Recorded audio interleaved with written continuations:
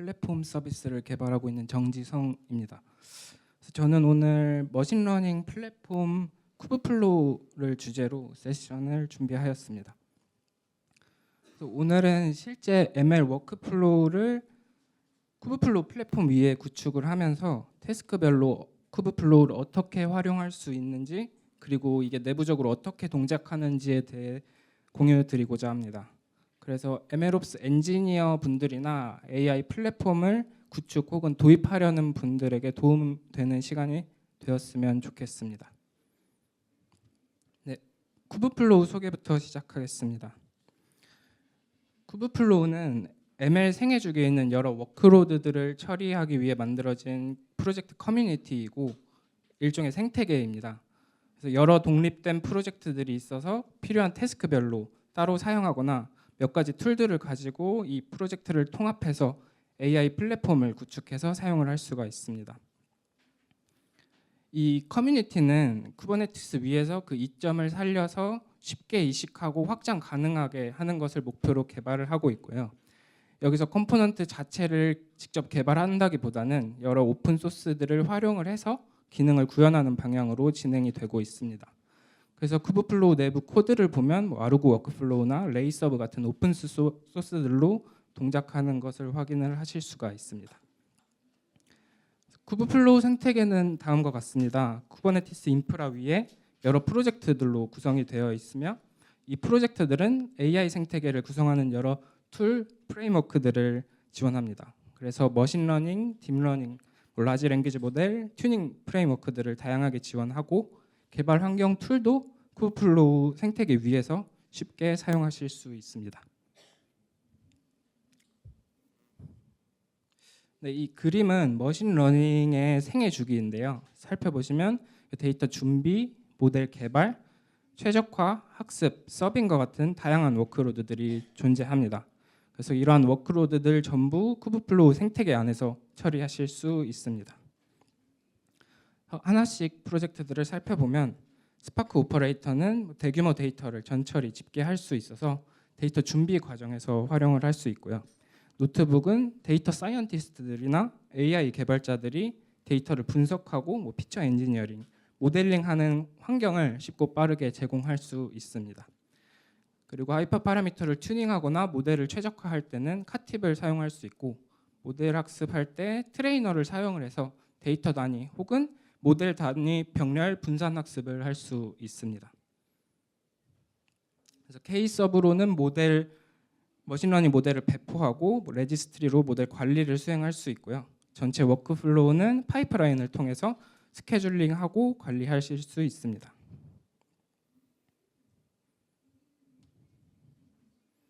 그래서 이렇게 쿠브플로우 프로젝트로 머신러닝 라이프 사이클에 있는 모든 필요한 기능들을 커버를 할 수 있습니다. 여기 있는 프로젝트 컴포넌트들을 통합해서 하나의 플랫폼으로 구축할 수 있습니다. 쿠브플로우 플랫폼은 여러 독립적인 프로젝트들을 AI 레퍼런스 플랫폼 툴들, 대시보드나 테너시 관리, 인증, 서비스 메시 등과 결합해서 만든 플랫폼입니다. 여기서 좀 중요한 포인트는 프로파일 컴포넌트인데요. 쿠브플로우는 멀티 유저 아이솔레이션, 격리를 위해서 프로파일이라는 컨셉을 도입을 했습니다. 그래서 이를 통해서 조직에서 사용자 혹은 그룹별로 리소스를 할당해 주거나 권한을 제어할 수가 있습니다. 그래서 플랫폼 관리자 입장에서 여러 사용자를 손쉽게 관리할 수 있다는 이점이 있습니다.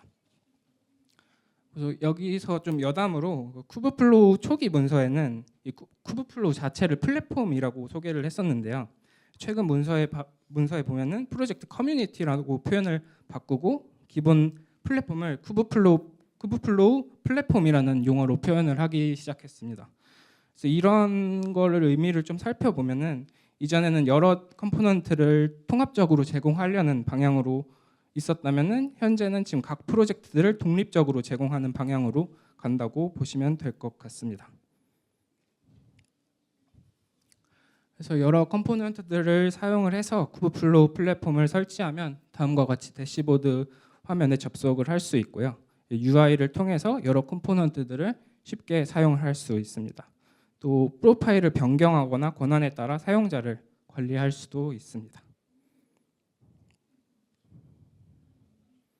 그럼 이제 쿠브플로우에 대해서 어떻게 사용하는지에 대해 ML 태스크를 단계별로 수행해 가면서 확인을 해보도록 하겠습니다. 시나리오에 대해 소개해 드리자면 로드 밸런서는 클라이언트로부터 들어오는 요청을 여러 서버에 고르게 분산하는 역할을 합니다. 그래서 이 로드 밸런서가 30분마다 로그를 파일로 저장을 하는데요. 이 데이터를 활용해서 시간대별 트래픽을 예측하려고 합니다.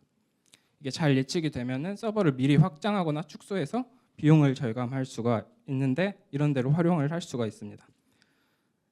네, 그래서 ML 워크플로우는 다음과 같이 구성을 할 수 있고요. 여기서는 여러 컴포넌트들 중에서 4가지 컴포넌트를 사용을 해서 워크플로우를 처리해 보겠습니다. 제가 시간상 그 코드들은 간략하게 좀 설명하고 넘어가야 할 것 같아서 좀 자세히 보고 싶으시다면 여기 저희 카카오 클라우드 홈페이지에서 튜토리얼 문서에서 확인을 해보시면 좋을 것 같습니다. 그러면 쿠브플로우 컴포넌트인 노트북을 활용해서 데이터 탐색과 모델 개발을 수행해 보겠습니다. 노트북은 쿠버네티스 클러스터 내에서 웹 기반 개발 환경을 제공하는 프로젝트입니다. 현재 주피터 랩, RStudio VS 코드를 지원하고 사용자는 UI를 통해서 클러스터에 직접 노트북을 생성해서 사용할 수 있습니다. 여기서 플랫폼 관리자는 이 개발에 필요한 패키지가 설치된 이미지를 제공을 하여서 개발 환경을 빠르게 설정할 수 있도록 도울 수 있습니다. 그리고 프로파일과 알백을 적용해서 조직의 여러 그룹, 여러 사용자 간의 격리, 공유를 쉽게 제어할 수 있습니다. 그래서 이 노트북을 생성하기 위해서는 대시보드에서 다음과 같이 생성을 할 수 있는데요. 개발 환경과 이미지를 선택을 하고 CPU, GPU 같은 메모리를 볼륨도 설정을 합니다. 그래서 여기서 리소스는 프로파일별로 할당된 범위 내에서 사용을 할 수가 있고요. 추가적으로 파드나 노드 관련 설정도 가능합니다. 이렇게 설정해서 생성을 하면 대시보드에서 해당 노트북의 스펙, 상태를 확인을 할 수 있고 내부 로그도 확인이 가능합니다.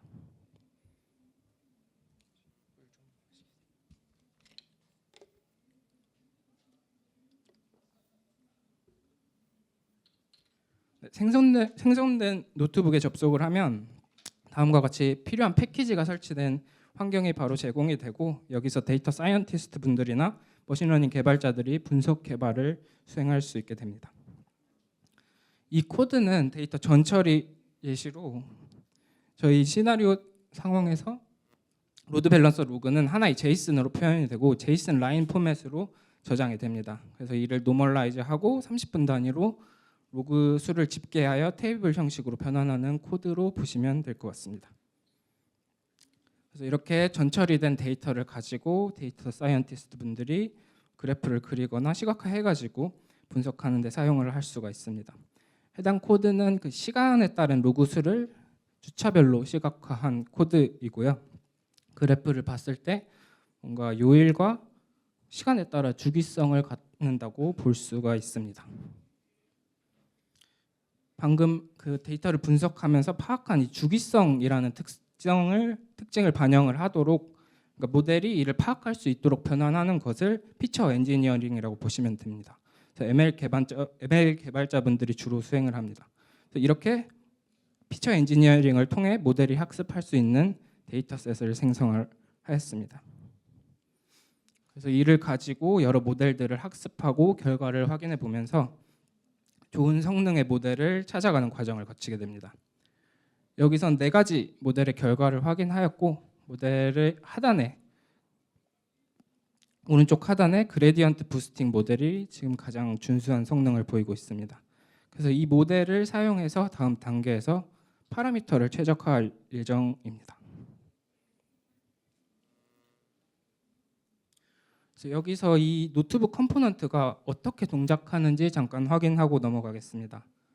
노트북 컴포넌트는 2가지 CRD를 갖고 있습니다. 노트북은 서버에 원하는 스펙, 스테이터스를 정의하는 CRD고 웹앱을 통해 이 CR을 생성할 수가 있습니다.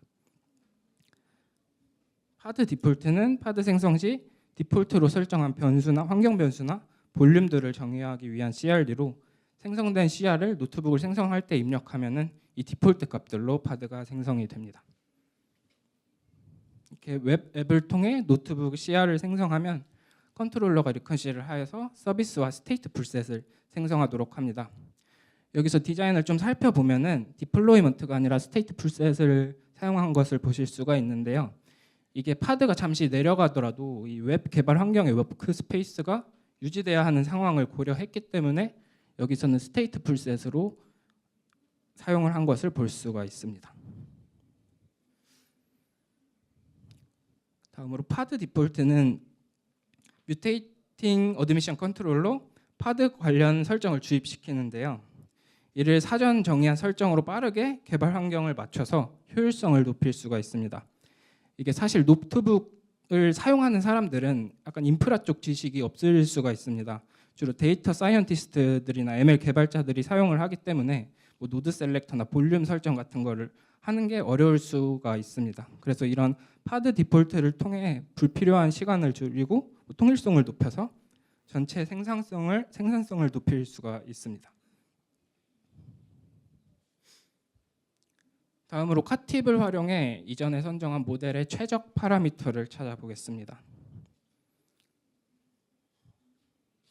카팁은 하이퍼 파라미터나 얼리 스타핑, 뉴럴 아키텍처 서치와 같은 오토 ML을 위한 프로젝트입니다. 다양한 최적화 알고리즘을 지원하고 있으며 컨테이너 기반으로 동작하기에 ML 프레임워크와 상관없이 사용할 수가 있고 멀티노드, 멀티 GPU로 빠르게 튜닝, 최적화 작업을 수행할 수 있는 특징을 갖고 있습니다. 여기서 하이퍼 파라미터란 모델의 학습을 제어하는 값으로 모델 구조 관련 값이나 학습률 등이 이에 해당합니다. 그래서 이 값에 따라 모델 성능이 크게 차이가 나기 때문에 이를 최적화하는 과정에 필요합니다. 그래서 카팁은 다양한 최적화 알고리즘을 제공을 하고 있습니다.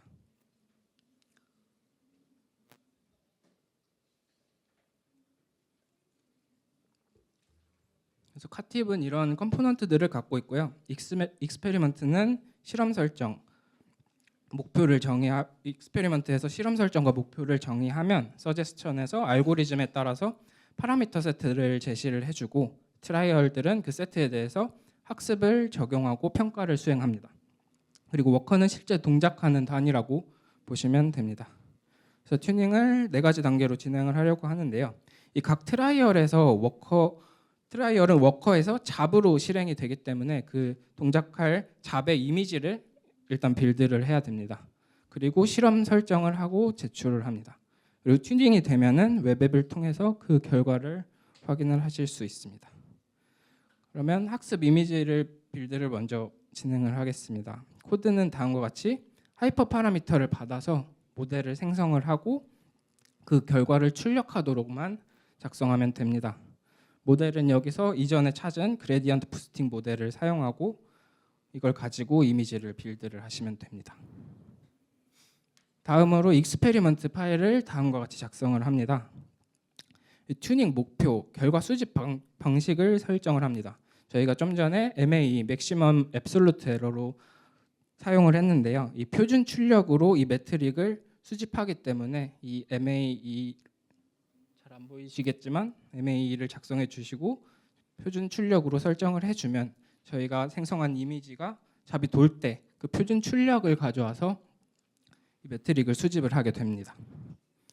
그 다음에 서치 알고리즘과 하이퍼 파라미터 범위와 변수 설정을 설정하고 실행 관련 그런 워커에 대한 설정을 작성해 주시면 됩니다.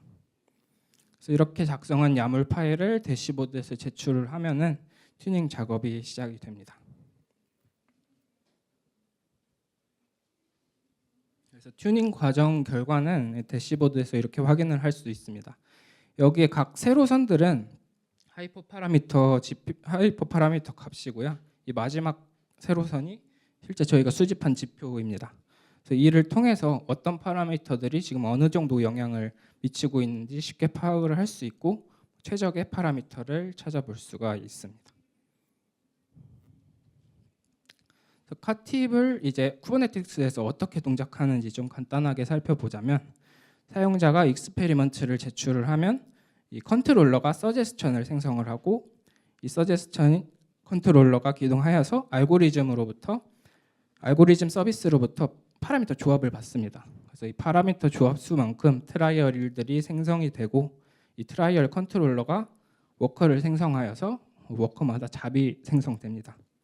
이게 가용 리소스만큼 잡이 실행이 되고 내부에서 출력되는 매트릭은 카팁 DB에 수집이 됩니다. 그래서 이렇게 동작을 하면서 최적 매트릭을 빠르게 찾을 수가 있습니다. 그래서 카팁은 이렇게 쿠버네티스의 스케줄링, 스케일링, 자원 관리 등의 이점 위에서 다수의 실험을 병렬로 안정적으로 실행할 수가 있습니다.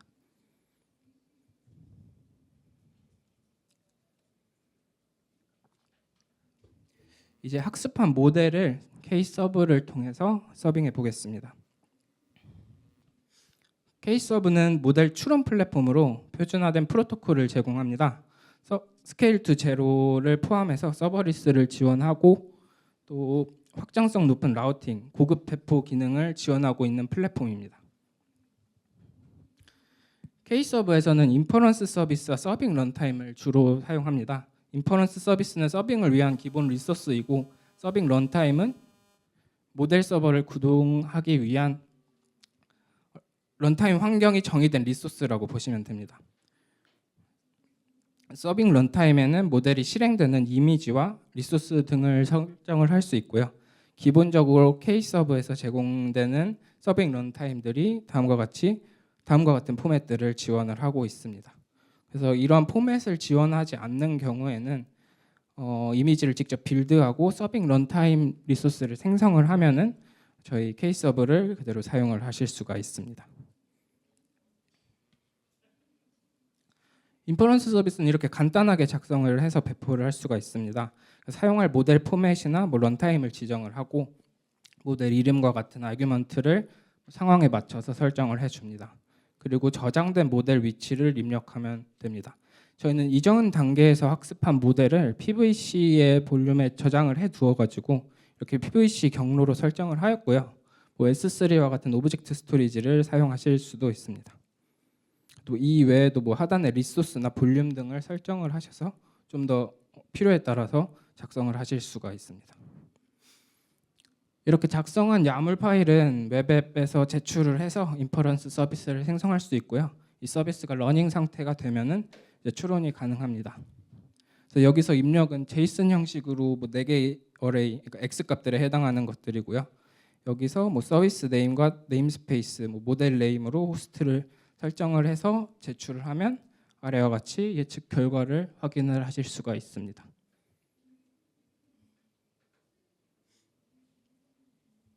그래서 쿠버네티스 상에서 어떻게 돌아가는지 한번 확인을 해보면 웹앱이 인퍼런스 서비스를 생성을 하면 컨트롤러가 리컨시를 수행을 하면서 파드 스케일러와 디플로이먼트, 서비스 인그레스가 생성이 됩니다. 그리고 여기서 디플로이는 2개의 컨테이너를 갖는 파드를 생성을 하는데요. 이닛 컨테이너인 스토리지 이니셜라이저는 S3와 같은 외부에 저장된 모델을 다운받아서 공유 볼륨에 적재를 하는 역할을 합니다. 그리고 서버 컨테이너는 기본 서빙 런타임을 참고해서 포맷 프레임워크에 맞게 컨테이너를 생성을 해서 서버를 구동하게 됩니다. 이전 그림을 좀 더 구체적으로 표현하면 다음과 같은데요. 아키텍처가 사실 이거 말고 3개 정도 더 있고 사용되는 컴포넌트들도 차이가 있습니다. 그래서 아키텍처별로 특징이 있어서 주어진 워크로드, LLM이나 이런 워크로드의 특성에 맞춰서 찾아보시고 선택해서 사용을 하시면 될 것 같습니다. 네, 마지막으로 파이프라인을 사용을 해서 이전까지 진행했던 작업들을 하나의 워크플로우로 구성하고 자동화하는 작업을 진행을 하겠습니다. 파이프라인은 ML 워크플로우를 구축하고 배포하기 위한 플랫폼으로 파이프라인 작성을 위한 SDK를 제공합니다. 그리고 UI를 제공을 해서 파이프라인 관련 아티팩트를 쉽게 관리할 수 있습니다. 그리고 파이프라인을 실행할 때 병렬 실행과 캐싱을 지원해서 지금 있는 리소스를 좀 더 효율적으로 사용할 수 있다는 특징이 있습니다. 그래서 파이프라인에서 사용하는 주요 개념으로 파이프라인은 전체 워크로드를 정의하는 단위이고요. 여러 개의 컴포넌트들로 구성된 여러 개의 컴포넌트의 덱으로 구성이 된다고 보시면 됩니다. 그래서 컴포넌트는 그 워크플로우의 한 단계, 하나의 태스크를 수행하는 실행 단위이고요. 여기서 익스페리먼트는 작성한 파이프라인에 대한 논리적 워크스페이스, 그리고 런은 이 워크스페이스에서 하나의 파이프라인 인스턴스라고 보시면 됩니다. 그래서 저희는 이 컴포넌트를 작성한 후에 이 컴포넌트들을 가지고 파이프라인 덱을 만들고 이 파이프라인을 등록해서 익스페리먼트 내에서 런을 생성해 보겠습니다. 전체 워크플로우는 전처리부터 배포까지 총 6개의 스텝으로 구성을 하였습니다. 우선 컴포넌트는 파이프라인 SDK에서 제공하는 데코레이터를 통해서 정의를 할 수 있습니다. 여기서 기본 이미지만 입력해주고 이 정의된 함수 내에서 함수 내부의 컴포넌트 코드를 작성해 주시면 됩니다. 그래서 여기서 유의할 점은 이 코드 전체가 컨테이너에서 들어가서 실행이 되는 거기 때문에 사용할 그런 모듈들은 임포트도 함수 내부에서 해야 됩니다. 그리고 컴포넌트 간 데이터 전달은 SDK의 인풋, 아웃풋 그런 클래스를 활용을 해서 사용을 하시면 되고요. 전처리 컴포넌트는 아까 작성했던 것처럼 원본 제이슨 데이터를 가져와서 시간대별 로그 수 데이터로 변환해주는 코드로 이렇게 작성이 되어 있습니다. 다음 피처 생성 단계에서는 모델이 학습할 데이터셋을 만들고 학습용, 테스트용 데이터셋으로 나누는 작업으로 정의를 하였고요. 그리고 튜닝은 카팁 SDK를 사용을 해서 진행을 하시면 됩니다. 그리고 만약에 추가적으로 필요한 패키지가 있는 경우에는 데코레이터에서 이렇게 이미지 이렇게 명시를 하면은 이미지에 패키지가 설치된 상태로 아래 코드가 실행이 되게 됩니다. 그래서 평가를 수행을 하고 그 결과를 아티팩트들과 모델 경로를 모델 레지스트리에 등록해주는 컴포넌트입니다. 그리고 모델 레지스트리로부터 최신 모델을 가져와서 배포해주는 컴포넌트입니다. 그래서 이렇게 6개의 컴포넌트를 작성을 하였고 파이프라인에서 덱을 구성을 합니다. 이 파이프라인 데코레이터를 사용을 해서 이 함수 안에 이런 컴포넌트들을 불러와서 덱을 구성을 할 수가 있습니다. 이 컴포넌트 함수로 태스크를 만들어주고 태스크 간 아티팩트는 인풋, 아웃풋으로 코드는 잘 보이지 않지만 전달을 할 수 있고요. 그리고 각 태스크는 애프터 메소드를 통해서 태스크 간의 종속성을 설정할 수 있습니다. 그래서 이렇게 ML 워크플로우를 수행하는 파이프라인 전체를 작성한 후에 컴파일을 하면은 야물 파일이 생성이 됩니다. 그래서 이 코드를 좀 보시면은 이전에 작성했던 코드가 그대로 들어간 것을 확인을 할 수가 있습니다. 그래서 파이프라인에서는 이 야물을 보고 내부적으로 아르고 워크플로우 같은 것들이 동작을 하면서 저희 파이프라인을 수행을 하게 됩니다. 그래서 작성된 야물 파일을 대시보드에 업로드를 해서 익스페리먼트를 생성하고 런을 생성해서 파이프라인을 실행을 할 수가 있습니다. 해당 화면은 이 파이프라인 인스턴스 런 화면으로 대그 UI를 제공을 해서 현재 진행 상황을 좀 쉽게 파악할 수 있습니다. 그리고 각 태스크를 클릭을 하면은 그 중간에 이런 아티팩트들이나 로그를 확인할 수 있어서 쉽게 알아볼 수가 있습니다. 그래서 이거는 저희 그 하두 에코 서비스의 슈퍼셋 대시보드를 써가지고 지금까지 사용한 것으로, 그러니까 지금까지는 그 예측 모델을 배포하는 파이프라인을 구축을 했다면은 그 구축한 그 서버에서 주기적으로 예측 결과를 수집해서 다음과 같은 대시보드로 구성을 할 수가 있습니다. 그래서 이 대시보드에서 진하게 된 부분이 실제 값이고 연하게 된 부분은 예측 값으로 일주일간의 그런 트래픽을 실제 예측해서 대시보드로 활용을 해서 확인을 할 수가 있습니다. 그래서 이렇게 쿠브플로우 프로젝트들을 활용을 해서 파이프라인까지 빠르게 구축해 보았습니다. 그래서 정리를 하자면 여러 종류의 ML 태스크들을 쿠브플로우 생태계 내에서 다뤄봤고 쿠버네티스에서 어떻게 동작하는지 간단하게 살펴보았습니다. 그래서 쿠버네티스의 다양한 이점들을 ML 태스크에 맞춰서 활용한 것이 쿠버플로우이기 때문에 만약에 AI 플랫폼을 도입할 생각이시거나 사용 중이시라면 한번 관심 갖고 살펴보시면 좋을 것 같습니다. 이거는 추가적으로 방금 진행했던 머신러닝 파이프라인에 그 데이터 파이프라인까지 좀 포함한 다이어그램으로 실제 로드 밸런스를 로그를 적재하고 처리하는 데이터 파이프라인을 추가한 화면입니다. 이런 식으로 저희 카카오 클라우드 서비스들로 MLOps 전체 시스템을 구축 가능하기 때문에 이것도 한번 따라서 사용해 보시면 좋을 것 같습니다.